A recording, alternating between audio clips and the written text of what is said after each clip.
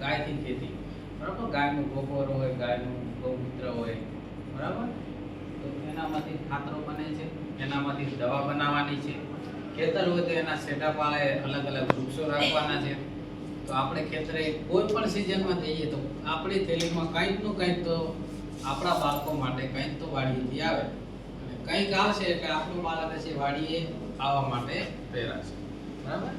આપણે 10 એકર વાડી હોય, સિમેન્ટની બાઉન્ડ્રી હોય, તાર ફેન્સિંગ કરેલા હોય, સમસાન જેવી વાડી લાગે તો આપણે છોકરા ત્યાં જાય નહીં.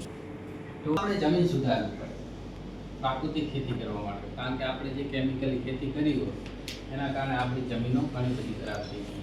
આપણે જે આ રિયાની જમીન છે 10,000 પીડીએસમાં ઘાસચારો વાવી, ટ્રાયલો કરી, રિસર્ચ કરી, અત્યારે એટલું બધું ઘાસ છે ને, કેટલી વાર આપણે દવાઓ છાંટીને વાવીએ છીએ, છતાં પણ એટલું ભરાવો થાય છે, પાણી અંદર છોટી જાય, ફંગસના રોગો, ઘણા બધા રોગો આવે. એટલે તફાવતની દ્રષ્ટિએ નાની દ્રષ્ટિએ ઘણો બધો ફરક છે, બરાબર. હવે આપણે છે ને ઘણા બધા ખાતરો જોવાના છે આજે. પ્રાકૃતિક ખેતીમાં જો વાતો કરીએ તો ઘણી બધી છે.